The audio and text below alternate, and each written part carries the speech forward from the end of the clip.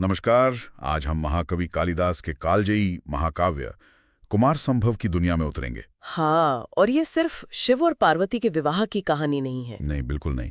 ये तो प्रेम की सबसे बड़ी अग्नि परीक्षा की कहानी है। एक ऐसी कहानी जिसमें देवता भी संघर्ष करते हैं, जहां तपस्या सौंदर्य पर भारी पड़ती है। और जहाँ प्रेम को पाया नहीं जाता, उसे कमाया जाता है। बिल्कुल।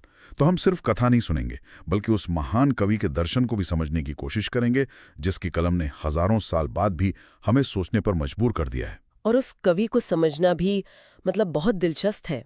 कालिदास कब हुए, इसे लेकर इतिहासकारों में आज भी बहस है। हाँ, ये मैंने सुना है। कोई चौथी सदी कहता है, कोई छठी सदी। हाँ, लेकिन कई बातें इशारा करती हैं कि वो शायद ईसा पूर्व पहली शताब्दी में उज्जैन के राजा विक्रमादित्य के दरबार में थे। अच्छा। देखिए, कालिदास की रचनाओं में शिव के प्रति जो गहरी आस्था दिखती है, वो कमाल की है। और राजा विक्रमादित्य भी शिव के बहुत बड़े भक्त थे। जबकि बाद के गुप्त सम्राट ज्यादातर वैष्णव थे। बिल्कुल। और कालिदास का उज्जैन के लिए जो प्यार उनके लेखन में झलकता है, वो भी इसी बात को और पक्का करता है। चलिए तो फिर कहानी के माहौल में चलते हैं। इसकी शुरुआत ही एक बड़े संकट से होती है। हाँ, देवता एक बहुत बड़ी मुश्किल में है। और उस मुश्किल का नाम है तारकासुर। एक ऐसा असुर जिसे खुद ब्रह्मा ने अजेय होने का वरदान दे दिया है।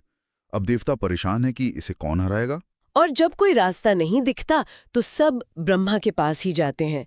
ब्रह्मा उन्हें एक उम्मीद की किरण दिखाते हैं, लेकिन साथ में एक लगभग नामुमकिन सी शर्त भी रख देते हैं। क्या शर्त? वो कहते हैं कि तारकासुर का वध सिर्फ और सिर्फ शिव का पुत्र ही कर सकता है। ओ, अब यही कहानी का असली पेच है। हाँ, शिव जो परम वैरागी हैं, जो समाधि में लीन हैं, जिन्हें दुनिया की मोह माया से कोई लेना देना नहीं, उनका विवाह कैसे होगा, उनका पुत्र कैसे होगा? ये तो सच में एक असंभव सी बात लगती है। यहीं पर देवताओं के राजा इंद्र एक योजना बनाते हैं। एक तरह से शॉर्टकट अपनाने की सोचते हैं। हाँ। वो प्रेम के देवता कामदेव को बुलाते हैं, और इंद्र का मिशन सीधा है, जाओ, शिव की तपस्या भंग करो और उनके मन में हिमालय की खूबसूरत बेटी पार्वती के लिए प्रेम जगा दो। और यहीं कालिदास अपना पहला और सबसे बड़ा दार्शनिक सवाल खड़ा कर देते हैं। क्या किसी बाहरी ताकत से, किसी तीर के असर से, किसी मजबूरी में जगाया गया प्रेम सच्चा प्रेम हो सकता है? क्या वो टिक सकता है? वाह! यहीं से इस महाकाव्य की असली यात्रा शुरू होती है। ये सिर्फ देवताओं को बचाने की कहानी नहीं, बल्कि प्रेम के असली मतलब को खोजने की कहानी है। बिल्कुल। तो कामदेव अपने पूरे लाव लश्कर के साथ मिशन पर निकल पड़ते हैं। उनके साथ हैं उनकी पत्नी रति और उनका सबसे बड़ा हथियार मित्र वसंत। हाँ, और जैसे ही वो शिव के तपोवन में कदम रखते हैं, वसंत अपना जादू चलाना शुरू कर देता है। बिना मौसम के पेड़ पौधों में फूल खिल जाते हैं, हवा में सुगंध घुल जाती है, भंवरे गुनगुनाने लगते हैं। माहौल एकदम रोमानी बना दिया जाता है। कालिदास इस दृश्य का इतना सुंदर वर्णन करते हैं कि लगता है जैसे प्रकृति खुद एक साजिश रच रही है। और ठीक उसी पल जब पार्वती शिव की पूजा करने के लिए उनके पास पहुंचती हैं, कामदेव को अपना मौका मिल जाता है। हाँ, जैसे ही पार्वती शिव को फूलों की माला पहनाने के लिए झुकती हैं, कामदेव अपना सबसे अचूक बाण, सम्मोहन बाण चला देते हैं। और उसका असर होता भी है। एक पल के लिए, सिर्फ एक पल के लिए शिव का ध्यान टूटता है। उनकी आंखें खुलती हैं और वो पार्वती के सुंदर चेहरे को देखते हैं। कालिदास लिखते हैं कि उस एक पल के लिए शिव के मन में भी विकार उत्पन्न हुआ। मतलब इंद्र का प्लान काम करता हुआ नजर आता है। बिल्कुल। और यही कालिदास की खूबी है।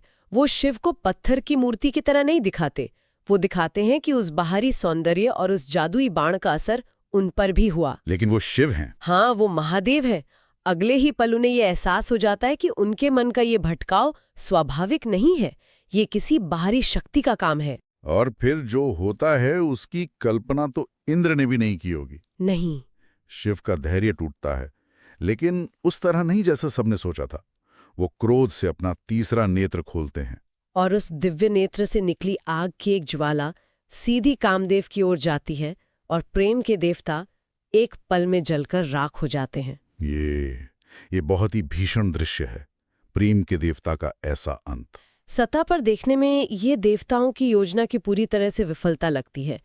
कामदेव की पत्नी रति का विलाप दिल तोड़ देता है। पार्वती का सारा सौंदर्य, सारा प्रयास, सब बेकार हो जाता है। और शिव भी उस जगह को छोड़कर कहीं और गायब हो जाते हैं।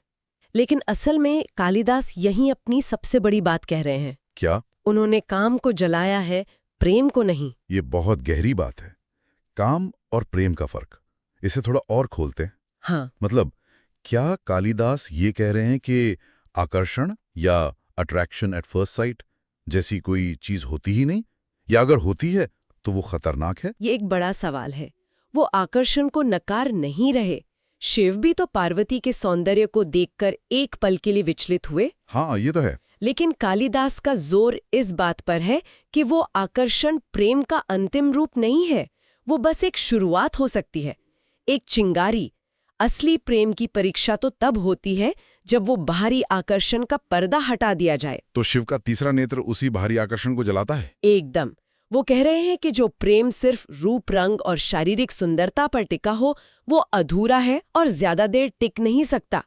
सच्चा प्रेम पाने के लिए एक गहरी साधना की, एक तपस्या की जरूरत होती है। और यही रास्ता अब पार्वती अपनाती है? हाँ, अपने सौंदर्य की इस विफलता से निराश होकर उन्हें ये समझ आ जाता है कि शिव को पाने का ये तरीका सही नहीं था।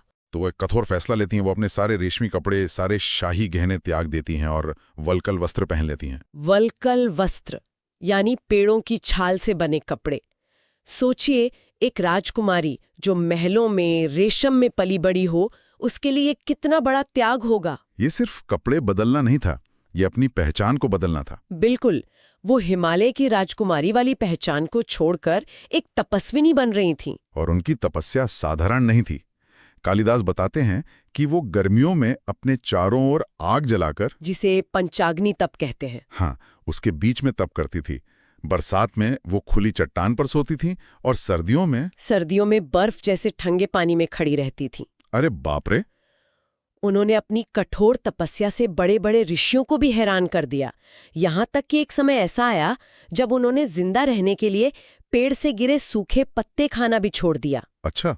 और इसी वजह से उनका एक नाम अपर्णा पड़ा। अपर्णा यानी वो जिसने पत्ते भी त्याग दिए हों। बिल्कुल, ये दिखाता है कि उनका संकल्प कितना मजबूत था। वो शिव को पाने के लिए खुद को पूरी तरह से मिटा रही थी। जब पार्वती की तपस्या अपने चरम पर थी, तब एक दिन उनके आश्रम में एक युवा ब्रह्मचारी आता है। हाँ, और वो दिखने में बहुत तेजस्वी है। हाँ, और वो पार्वती से उनकी इस कठोर तपस्या का कारण पूछता है। और जब उसे पता चलता है कि वो ये सब शिव के लिए कर रही हैं, तो वो शिव की बुराई करना शुरू कर देता है। और ऐसी वैसी बुराई नहीं। नहीं, बिल्कुल नहीं। वो कहता है कि उस शिव में ऐसा क्या है, वो तो शमशान में रहता है, शरीर पर चिता की राख मलता है, गले में सांप लपेटकर घूमता है, उसका तो जन्म भी किसी कुल में नहीं हुआ। एक अमंगलकारी अजीब सा योगी। हाँ, वो कहता है कि तुम जैसी सुंदर राजकुमारी के लिए वो किसी भी तरह से योग्य वर नहीं है। यहाँ एक सवाल मन में आता है, ये ब्रह्मचारी असल में भेष बदले हुए खुद शिव थे। हाँ, लेकिन शिव तो सर्वज्ञ है, वो तो जानते ही होंगे कि पार्वती का प्रेम सच्चा है। तो फिर इस पूरी परीक्षा का उद्देश्य क्या था? बहुत अच्छा सवाल है। ये परीक्षा शिव के लिए नहीं थी कि वो पार्वती के मन की बात जाने। ये परीक्षा खुद पार्वती के लिए थी, उनके अपने लिए। हाँ, उनके प्रेम के सफर का आखिरी पड़ाव। शिव ये देखना चाहते थे कि पार्वती का प्रेम उनके महादेव वाले रुतबे से है या उनके असली स्वरूप से। क्या वो शिव से प्रेम करती हैं या शिव की छवि से? अच्छा, मतलब जब वो ब्रह्मचारी शिव के उन्हीं गुणों को अवधो बताता है जिन्हें दुनिया अजीब समझती है, तब पार्वती के प्रेम की असली परीक्षा होती है। और पार्वती का जवाब लाजवाब है। हाँ, वो गुस्से से कांपने लगती हैं। वो कहती हैं कि तुम शिव को नहीं जानते, जिन्हें तुम अवगुण कह रहे हो वही तो उनका वैराग्य है, वही उनकी महिमा है। और वो एक बहुत खूबसूरत बात कहती हैं। हाँ, मेरा मन उन्हीं में रमा हुआ है और सच्चा प्रेम अवगुणों को नहीं देखता। वाह! और वो उस ब्रह्मचारी को कहती है कि अब मैं एक पल भी यहाँ नहीं रुकूंगी, क्योंकि जहाँ शिव की निंदा होती है वहाँ रुकना भी पाप है। बस यही वो पल था। यही वो जवाब था जो शिव सुनना चाहते थे। जैसे ही पार्वती वहां से जाने के लिए मुड़ती हैं, शिव अपने असली रूप में प्रकट हो जाते हैं और मुस्कुराते हुए उनका हाथ थाम लेते हैं। और वो क्या कहते हैं? वो कहते हैं, आज से मैं तुम्हारा तपस्या से खरीदा हुआ दास हूँ। ये पार्वती के प्रेम की, उनकी तपस्या की जीत थी। बिल्कुल। क्या खूबसूरत पल होगा वो। इसके बाद तो देवताओं का काम भी बन गया। सप्तऋषियों को भेजा जाता है, विवाह का प्रस्ताव रखा जाता है, और फिर शिव और पार्वती का भव्य विवाह होता है। और कालिदास ने 7वें सर्ग में इस विवाह का बहुत ही जीवंत अविश्वसनीय वर्णन किया है। वो शब्दों से चित्र बना देते हैं, ऐसा कहते हैं। एकदम। जैसे एक जगह वो पार्वती के श्रृंगार का वर्णन करते हुए कहते हैं कि जब उनके पैरों में महावर लगाया जा रहा था तो ऐसा लग रहा था मानो नए खिले हुए कमल के फूलों पर सूरज की पहली किरणें पड़ रही हों। वाह! ये सिर्फ वर्णन नहीं है, ये एक पेंटिंग है। यही कालिदास की शैली का जादू है, जिसे वैदर्भी रीति कहते हैं। वैदर्भी रीति, ये शब्द मैंने सुना है। इसका असल में मतलब क्या है? वैदर्भी रीति का मतलब है कि भाषा में भारी भरकम मुश्किल शब्द नहीं होते। भाषा पानी की तरह बहती है, बहुत सरल और मीठी होती है। अच्छा, तो उसे पढ़ने या सुनने के लिए शब्दकोश लेके नहीं बैठना पड़ता? बिल्कुल नहीं, भाव सीधे दिल तक पहुंचता है। और वो प्रकृति से ऐसी उपमाएं, ऐसे सिमिलीज चुनते हैं जो एकदम सटीक बैठती हैं। जैसे समाधि में बैठे शिव की स्थिरता की तुलना वो बिना हवा के स्थान पर जल रही लौ से करते हैं। एकदम स्थिर, कोई हलचल नहीं। ये कालिदास की पहचान है। यही वजह है कि हजारों साल बाद भी वो इतने प्रासंगिक लगते हैं। तो ये विवाह सिर्फ दो लोगों का मिलन नहीं है, ये एक तरह से तपस्या से पवित्र हुए प्रेम की विजय है। हाँ, ये उस प्रेम की जीत है जिसने काम पर विजय पाली है। और जब प्रेम इस स्तर पर पहुंच जाता है तो वो मंगलकारी और सृजनशील बन जाता है। इसीलिए इस महाकाव्य का नाम कुमार संभव है। हाँ, जिसका अर्थ है कुमार का जन्म, क्योंकि इसी दिव्य मिलन से कुमार कार्तिकेय का जन्म संभव हुआ, जिन्होंने आगे चलकर तारकासुर का वध किया। उद्देश्य पूरा हुआ, लेकिन शॉर्टकट से नहीं बल्कि सही रास्ते से। एकदम सही। तो कुमार संभव असल में शिव पार्वती के विवाह की कहानी से कहीं ज्यादा वासना पर प्रेम की और बाहरी सौंदर्य पर आंतरिक तपस्या की विजय की कहानी है। हाँ, और ये जानना भी जरूरी है कि कालिदास को अपने समय में इस रचना के लिए आलोचना का सामना भी करना पड़ा था। अरे क्यों? कुछ लोगों ने उन पर आरोप लगाया कि उन्होंने देवताओं का, खासकर शिव और पार्वती के श्रृंगार का इतने मानवीय रूप में वर्णन करके उनका अपमान किया है। ये तो बहुत दिलचस्प बात है। मतलब उस जमाने में भी आर्टिस्टिक फ्रीडम पर बहस होती थी। निश्चित रूप से। लेकिन कालिदास का उद्देश्य दैवीय चरित्रों को छोटा दिखाना नहीं था। उनका उद्देश्य प्रेम के उस उच्चतम आदर्श को स्थापित करना था, जिसे पाने के लिए देवताओं को भी संघर्ष करना पड़ता है। वो ये दिखाना चाहते थे कि असली प्रेम कितना मुश्किल और कितना पवित्र होता है। बिल्कुल। और ये वाकई एक दिलचस्प सवाल छोड़ जाता है, जिस पर हमने पहले भी बात की थी। हाँ। कि क्या देवी देवताओं को प्रेम, क्रोध, ईर्ष्या जैसी मानवीय भावनाओं के साथ चित्रित करने से वो हमारे लिए ज्यादा रिलेटेबल हो जाते हैं, या फिर इससे उनके देवत्व में कोई कमी आती है? बिल्कुल। कला की पवित्रता को या कहानी कहने की आजादी को परखने की सीमा क्या होनी चाहिए? ये एक ऐसा सवाल है जिस पर सोचा जा सकता है। हाँ, इस पर विचार जरूर कीजिएगा। ये वीडियो देखने के लिए धन्यवाद।